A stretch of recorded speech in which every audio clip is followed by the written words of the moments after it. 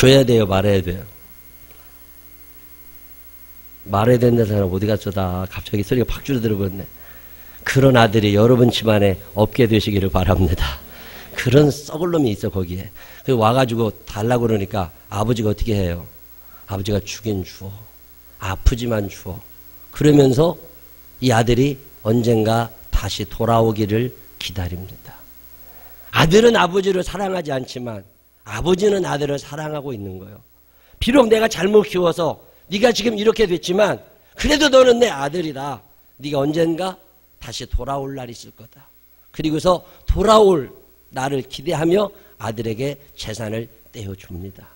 이 재산 떼어주는 아픈 아버지. 이 아버지는 아들이 나간 다음 날부터 아들을 기다립니다. 그 아들이 잘 돼서 올 가능성은 전혀 없죠.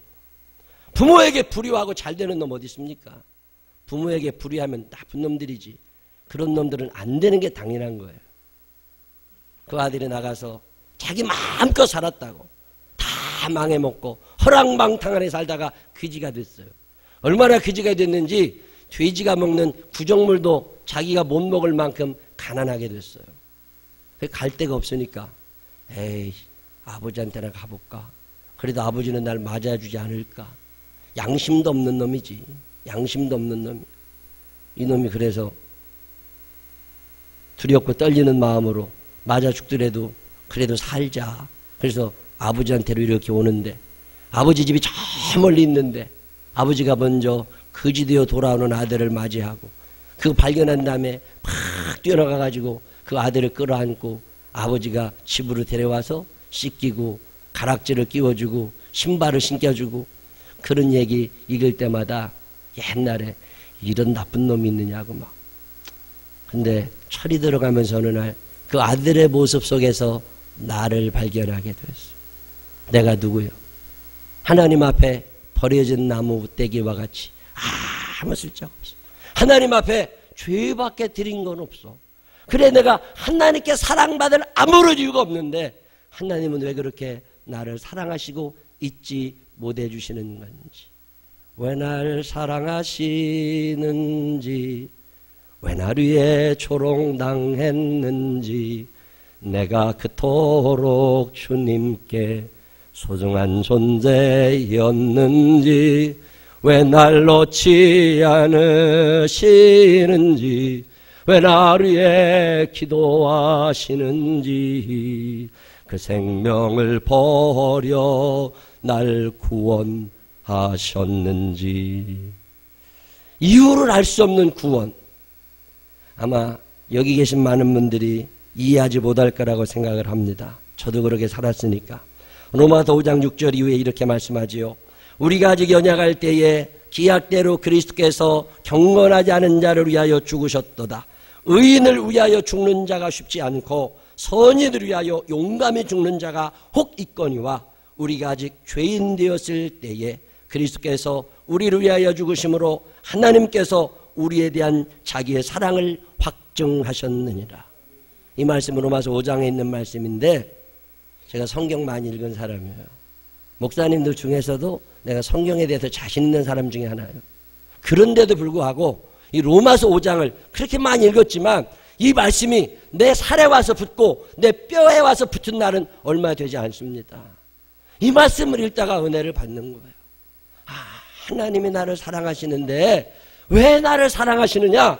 내가 죄인이었지만, 내가 아직 연약한 자의 가운데 있고 내가 무지한 자의 가운데 있지만 그럼에도 불구하고 하나님이 나를 사랑하고 계시는구나. 이게 믿어지는 날 얼마나 감사한지 몰라요. 왜 여러분의 인생에 감격과 감사가 있지를 않느냐? 간단한 이유가 있습니다.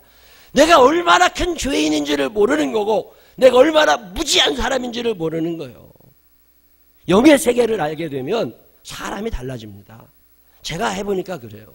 천국 있으면 좋고 없으면 말고, 지옥 있으면 좋고 없으면 말. 귀신이 어디 있어? 아닙니다. 성경에 보면 귀신의 이야기가 너무너무 많이 나와요. 오늘 이 시간에도 귀신들이 돌아다닙니다. 저는 웬 복이 많아서 귀신들이 더러 눈에 보여요. 안 보이시는 거 여러분 감사하셔야 돼. 여러분 집구석에 다 붙어 있다니까. 교회도 붙어 있고 일터에도 있고 귀신들이 늘 돌아다녀요. 이 귀신이 안 보이니까 여러분이 사는 거지, 귀신이 매일마다 보인다면 못 삽니다. 이 귀신들이 자주 느껴질 때가 너무너무 많아요. 어떤 집에 가서 예배 드리다 보면 귀신이 느껴지는 집이 많이 있습니다. 교회도 마찬가지죠. 귀신이 안 보인다는 게 얼마나 감사하고 안 느껴진다는 게 얼마나 감사해요. 여러분, 귀신들이 하는 일 중에 하나가 뭔 줄 아세요? 귀신이 있다는 걸 모르게 하는 일이에요. 귀신들은 자기의 정체가 드러나는 걸 너무너무 싫어해가지고 귀신이 있다는 걸 사람들이 아무도 인정하지 못하도록 무지하게 만듭니다. 귀신이 없다고 생각하니까, 영적인 세계를 모르니까 천국이 있는지 지옥이 있는지도 모르고 살아가는 거죠. 이 세상이 끝인 것처럼. 착각입니다. 아는 사람들은 너무나 분명히 아는데 모르는 사람들은 아무리 가르쳐줘도 몰라요. 그런데 그걸 비밀이라고 그러는 거예요. 비밀이라는 게 뭐예요? 아는 사람은 너무 쉬워. 우리 집 들어가는 비밀번호 아는 사람 다 알아. 모르는 사람은 아무리 해도 안 열립니다. 그게 비밀이잖아요. 예수 그리스도의 이야기 비밀 같은 거예요. 아는 사람은 너무 쉬워. 모르는 사람은 너무 답답한 거예요. 사랑받을 자격 없는 나를 사랑해 주시고 인도하시고 공급하시고 보호해 주시는 하나님이 계신데 나는 이 사실을 잘 알지 못할까? 그러고 살아가다가 우리 주님을 만나게 되고 주님이 계심을 알게 되고 났는데 그 다음부터 부활의 소망이 생기기 시작하는 거예요. 예수님이 부활하셨냐? 그분이 부활하셨는데 그분이 나를 따라오라고, 내가 곧 길이요 진리요 생명이니 나로 말미암지 않고는 아버지께로 올 자가 없는 거라고, 나를 당신의 나라로 초대하시는 거잖아요. 예수님이 부활하신 것처럼 여러분도 부활하실 것을 믿으시기를 바랍니다. 죽음이 끝이 아닙니다. 이번에 세월호 사건을 보면서 많은 생각을 하게 됩니다. 죽음이 끝인 줄 아세요? 아닙니다. 죽음이 끝이라면 우리는 너무 슬픈 인생이에요. 그러나 죽음이 끝이 아니라 그 죽음이 새로운 시작임을 믿으시기를 바랍니다. 여러분, 부활이 뭐예요? 여기서 잠들었지만 거기서 깨어나는 게 부활입니다. 아이들 어렸을 때 애들 데리고 차 타고 밤에 차 타고 오면 애들이 다 잡니다. 애들이 어디서 잠들었어요? 차 안에서 잠들었다고. 근데 그 애들이 잠든 동안 내가 그 애를 어떻게 해야 돼요? 끌어다가 어디다 갖다 놔야 돼요? 침대에다 다시 눕혀놔야 되잖아요. 얘네들은 어디서 눈을 뜨게 돼요? 침대에서 눈을 뜨게 되잖아요. 그런 거예요. 이 땅에 살면서 여기도 죽음이 끝인 줄 알고 여기도 잠들었지만 하늘나라에서 눈을 뜨게 되는 거, 그게 부활입니다. 이 부활의 소망이 여러분에게도 있게 되시기를 바랍니다. 제가 이거 믿고 살잖아요. 내가 비록 이 땅에 두 발을 디디고 살아가지만 예수님이 부활하신 것처럼 나도 부활하게 될 것이고, 이 땅에도 잠들어 이 땅에도 흙이 된 몸을 덮고 불이 나를 태울 수 있을지 모르지만 내가 깨어나는 그날 주님 품에 내가 있게 될 것이다. 이 소망이 여러분에게 있게 되시기를 바랍니다. 이게 믿어지는 사람들은 쪼잔하게 살지 않습니다. 이게 믿어지는 사람들은 강하고 담대하게 살아갈 수 있고요. 이게 믿어지는 사람들은 이 땅이 끝이 아니기 때문에 여기에서 결판 내려고 하지 않습니다. 하나님 나라를 생각하는 거라고. 여러분, 올라가기만 합니까? 거기 가면 상급받을 일이 얼마나 많은데. 예수 잘 믿으시기를 바랍니다. 신앙생활 똑바로 하고 하나님께서 내게 주시는 사명, 이 사명을 위하여 열심히 달려간 사람들, 그날 그 자리에서 하나님께 큰 상급 받게 될 것을 믿으시기를 바랍니다. 이 땅에 아무것도 한 게 없어. 그럼 어떻게 해요? 이 땅에서도 조그만 집 사는데 천국 가서도 조그마한 집에 살면 어떻게 하려고 그래요? 하늘집을 크게 만드시려면 이 땅에도 신앙생활 바로 해야 됩니다. 말씀에 순종하며 살게 되시기를 바랍니다. 이번에 세월호 사건을 보면서 산 게 아니구나. 오늘 우리 아이가 학교 간다고 나갔지만 이 아이가 돌아온다는 보장이 있는 거냐고. 소풍 간다고, 수학여행 간다고 가방 사고 신발 사고 옷 사입고 선글라스도 사고 모자도 또 사고 그래가지고서 배를 타고 떠나가지만 그 아이가 돌아오지 않는 경우가 얼마나 많이 있습니까? 이 세상이 끝이라고 생각한다면 얼마나 힘든 일이에요. 아펜젤러 목사님 생각이 문득 났습니다. 감리교의 처음 선교사, 이 땅에 복음을 전하러 오셨던 미국 선교사입니다. 그 젊은 사람 와가지고 열심히 말씀 전하다가 저 목포 저 바닷가에서 배가 뒤집혀서 죽잖아요.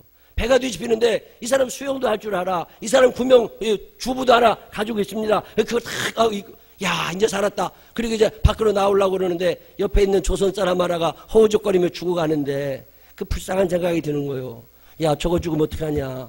나는 예수 믿고 구원받아 천국에 가서 그 부활의 아침 여기서 잠들어도 예수님 품에 깰 수 있지만 저 사람은 여기서 잠들면 예수님 품에도 깨지 못하고 지옥불에 처박혔을 텐데 저거 어떻게 하냐.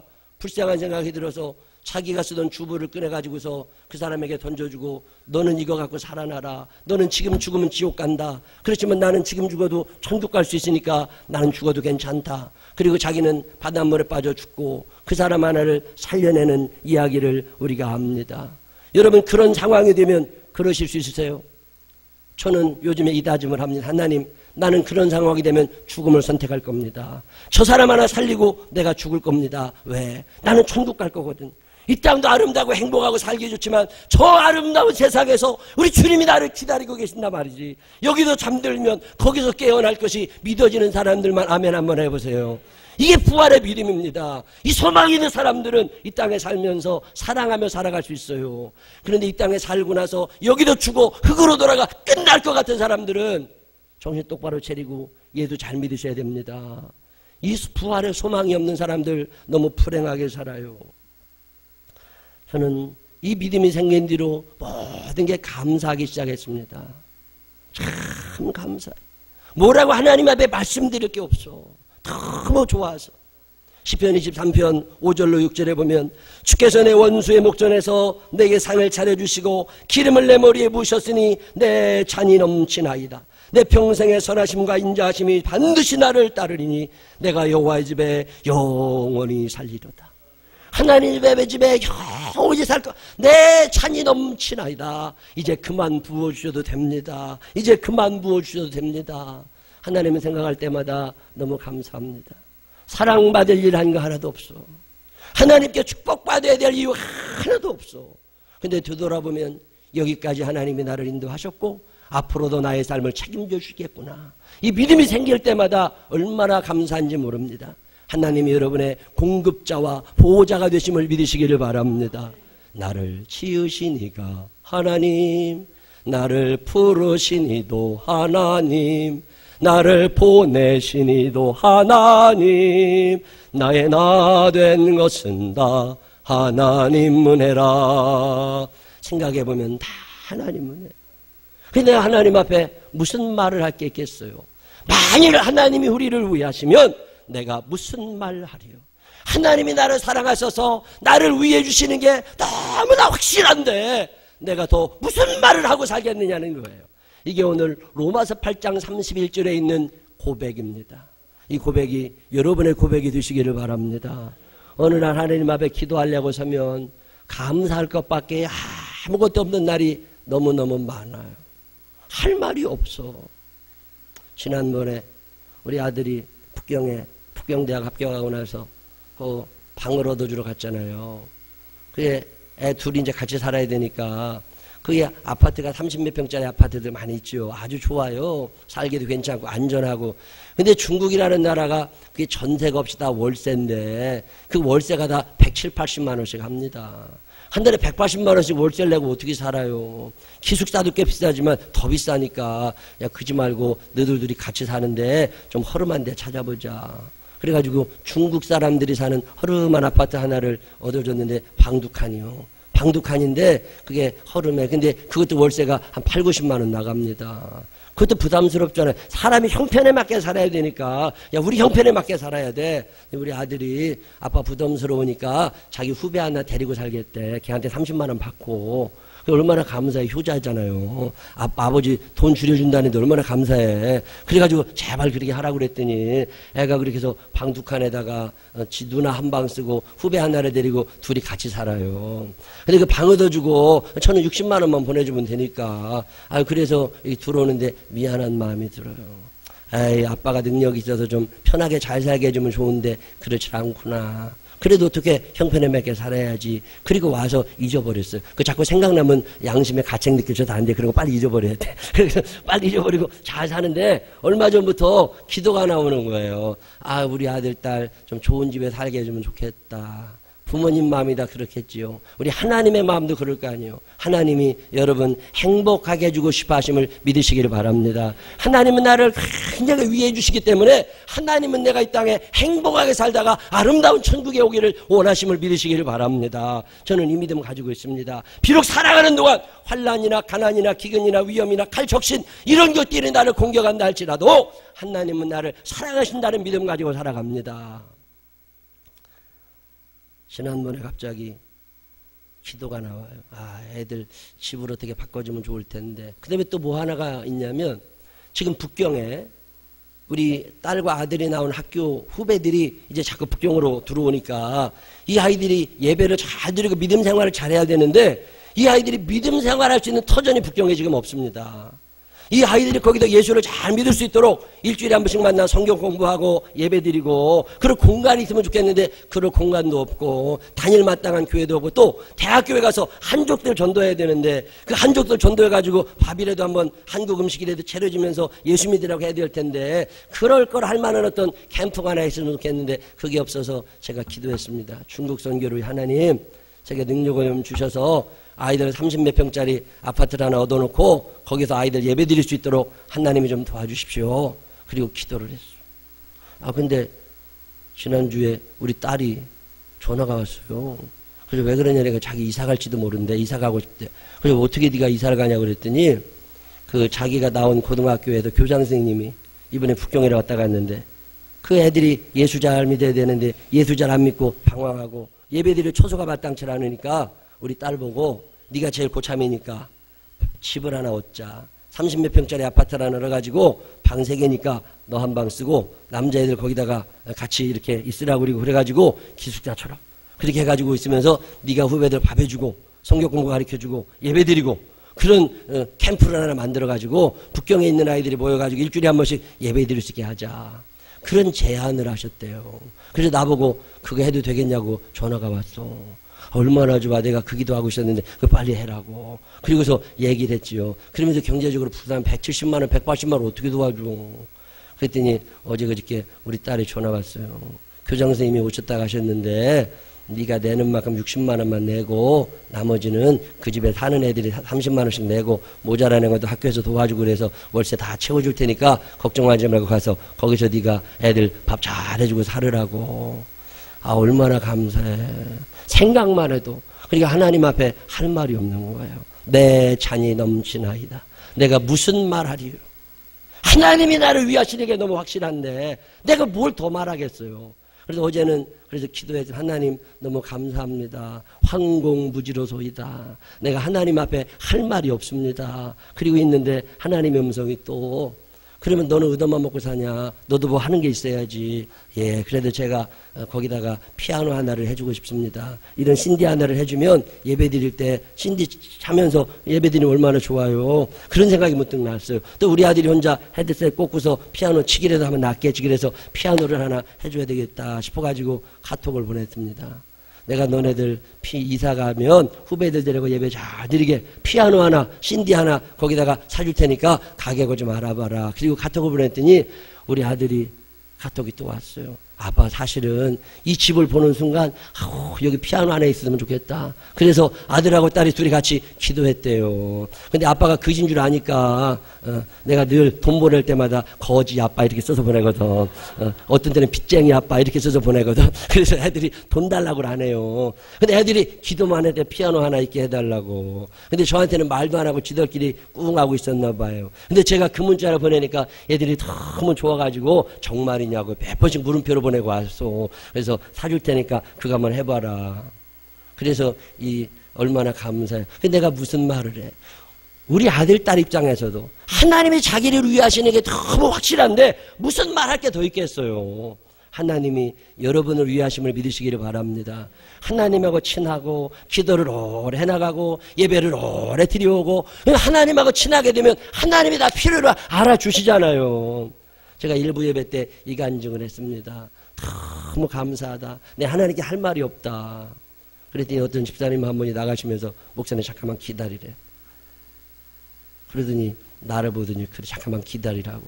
그래 왜 그러냐 그랬더니 기다리래. 그래가지고서 같이 얘기하는데 다니엘 특별 새벽 기도 기간에 은혜 받고 예물을 드리려고 부활절 예물을 준비를 했는데 하나님께 드리려고 하나님께서 금요일날 아침에 헌금을 주면서 나오는데 가만히 있으라고 그러시더래요. 그래가지고 왜 그러시나. 그래서 헌금을 못 드리고 가만히 쉬고 있었대요. 가만히 있으라고 그러니까. 그래서 이유는 모르지만 그러는데 어디다 왜 그만 있게 하시느냐고. 그래 조금 있어 보라고. 어디다 듣지를 하나님이 가르쳐 주시겠다고. 그래도 가지고 있었대요. 그러더니 일부 예배가 끝나고 났는데 나한테 오셔서 그래요. 하나님이 목사님이 그 얘기 하시는데 피아노 값 주라고 하나님께서 말씀하신다고 이거 갖다 피아노 사주라고 100만 원을 갖고 오셨어. 얼마나 감사해. 근데 내가 하나님 앞에 할 말이 있겠어요 없겠어요? 아무 할 말이 없지. 이때 하는 말이 로마서 8장 31절입니다. 만일 하나님이 우리를 위하시면 내가 무슨 말 하리요? 할 말이 없어. 하나님이 나를 위하시는 게 너무나 확실하기 때문에 더 이상 할 말이 없습니다. 로마서 8장 31절로 39절은 만일 하나님이 우리를 위하시면이라고 하는 큰 줄기를 놓고 5가지 이야기를 하고 있잖아요. 우리가 5주 동안 이 말씀을 배웠습니다. 첫 번째 이야기가 뭐였습니까? 만일 하나님이 우리를 위하시면 누가 우리를 대적하리요. 대적이 사라질 줄로 믿으시기를 바랍니다. 대적을 이기게 될 줄로 믿으시기를 바랍니다. 만일 하나님이 우리를 위하시면 누가 우리를 대적하리요. 만일 하나님이 우리를 위하시면 대적이 사라질 줄로 믿으시기를 바랍니다. 대적을 이기게 될 줄로 믿으시기를 바랍니다. 내부적인 대적이나 외부적인 대적이나 하나님의 능력, 성령의 능력 안에서 승리하게 될 것을 확신하시기를 바랍니다. 두 번째 뭐 배웠어요? 만일 하나님이 우리를 위하시면 어찌 주시지 아니하시겠느냐. 한번 따라해 보세요. 만일 하나님이 우리를 위하시면 만일 하나님이 우리를 위하시면 주실 거라는 확신을 가지시기를 바랍니다. 믿음으로 기도하시기를 바랍니다. 이번에 어려움 당한 사람들이 왜 없겠습니까? 이번에 힘든 사람들이 왜 없겠어? 그러나 우리를 늘 좋은 쪽으로 인도하시는 아버지 하나님께서 귀하고 아름다운 축복으로 함께 하실 줄로 믿으시기를 바랍니다. 너는 내게 부르짖으라. 내가 내게 응답하겠고 내가 알지 못하는 크고 은밀한 일을 내게 보이리라. 보이실 줄로 믿으시기를 바랍니다. 만일 하나님이 우리를 위하시면 어찌 주시지 아니하시겠느냐. 주실 줄로 믿으시기를 바랍니다. 세 번째는 뭐 배웠어요? 만일 하나님이 우리를 위하시면 누가 우리를 정죄하리요. 죄 있다고 할 사람 없을 줄로 믿으시기를 바랍니다. 왜 무섭고 왜 두려워요? 죄 때문에 그런 거라고. 요셉이라는 사람이 큰 잔치를 베풀어 놓고 자기의 동생 베냐민과 형들을 다 초대해가지고 밥을 준다고 그러는데 형들이 두려워 떱니다. 왜 두려워 떨어요? 밥 주고 잔치 베풀어 주고 선물 준다는데 왜 떨어야 돼? 죄가 있거든. 죄가 생각나가지고 혹시나 저 동생이 우리 죽이려는 거 아닌가, 저 애굽의 총리가 우리 죽이려는 거 아닌가, 이 두려움 때문에 떨며 살아갑니다. 오늘 성경은 말씀하잖아요. 하나님이 우리를 위하시면 그 죄를 다 용서해 주시는데 왜 두려워 떨며 사느냐고. 용서해 주실 줄로 믿으시기를 바랍니다. 회개한 모든 죄를 용서해 주실 줄로 믿으시기를 바랍니다. 만일 하나님이 우리를 위하시면 누가 우리를 정죄하리요. 만일 하나님이 우리를 위하시면 용서해 주실 줄로 믿으시기를 바랍니다. 네 번째 뭐 배웠어요? 만일 하나님이 우리를 위하시면 누가 우리를 그리스도의 사랑에서 끊으리요. 만일 하나님이 우리를 위하시면 끊을 짝 없을 줄로 믿으시기를 바랍니다. 세상의 줄은 다 끊어지는 거예요. 인맥도 끊어지고 핏줄도 끊어지고 돈줄도 끊어지고 다 끊어진다니까. 다 끊어지는데 끝까지 안 끊어지는 줄은 하나님께서 여러분을 향한 사랑의 주님을 믿으시기를 바랍니다. 내가 주님을 배반한다고 해서 주님도 나를 배반하시는 분이 아닙니다. 살아가다 보면 삶이 힘들 때가 있는 거 맞아요. 노력해서 안 되는 거 있는 거 맞아요. 그러나 그럼에도 불구하고 하나님께서 여러분을 향한 사랑은 끊어지지 않음을 믿으시기를 바랍니다. 그러니 내가 무슨 말을 더 할 게 있어. 하나님이 나를 위하시는 게 너무나 확실해서 대적을 물리쳐 주시고 응답하여 주시고 용서하여 주시고 사랑을 내려주시는데 내가 뭐 더 할 말이 있느냐고. 이때 하는 고백이 로마서 8장 31절입니다. 만일 하나님이 우리를 위하시면 우리가 무슨 말 하리요. 감격스러워서 하나님 그게 끝인 줄 알았는데 은혜 위에 은혜가 있었습니다. 하나님 그게 끝인 줄 알았는데 하나님이 더하여 주셨습니다. 할 말이 없습니다. 내 잔이 넘치나이다. 이 고백이 여러분의 고백이 되시기를 바랍니다. 하루아침에 되는 거 아니에요. 꾸준히 신앙생활하고 예배 잘 드리고 하나님의 뜻대로 살려고 애를 쓰고 말씀 붙잡고 살아가다 보면 어느 날 이 고백이 여러분의 고백이 반드시 됨을 믿으시기를 바랍니다. 아침입니다. 여기서 우리가 비록 잠든다 할지라도 거기서 깨어나는 것이 부활입니다. 이 소망을 가지고 이 땅에도 신앙생활 열심히 하거니와 그날 거기에서 주님 만날 날을 사모하면서 기쁨으로 감격스럽게 살아가게 되시기를 주님의 이름으로 축원합니다. 기도하겠습니다. 하나님 아버지, 사랑받을 자격은 없습니다. 은혜 받아야 될 이유는 아무것도 없습니다. 그런데 왜 그렇게 이뻐해 주시는지 할 말이 없습니다. 대적도 물리쳐 주시고 응답하여 주시고 용서하여 주시고 또 사랑해 주셔서 공급하시고 보호해 주시니 감사합니다. 주님의 은혜로 여기까지 왔습니다. 앞으로도 주님의 은혜로만 살 겁니다. 하나님 아버지, 늘 이 고백이 내 입술, 내 영혼 가운데 떠나지 않게 하여 주옵소서. 내 잔이 넘치나이다. 내 잔이 넘치나이다. 그만 부어주셔도 됩니다. 내가 할 말이 없습니다. 주님, 하나님 아버지, 어려움 속에서 신음하는 이들을 위로하여 주시옵시고 일어설 수 있는 힘과 용기도 허락하여 주시옵시고 이제 그 살면서 베풀어 주신 주님의 은혜로 또 한 번 일어설 수 있도록 축복하여 주옵소서. 하나님이 우리를 위하시면 우리가 무슨 말 하리요. 감격스러워서 아무 말도 드릴 것 없는, 그래서 눈물과 찬송밖에 드릴 것 없는 이 아름다운 고백이 우리의 고백이 되게 하여 주옵시고 비록 이 땅에도 잠든다 할지라도 하나님 품에서 깨어나는 부활의 영광에 참여하게 하여 주옵소서. 예수님 거룩하신 이름으로 기도드렸습니다. 아멘.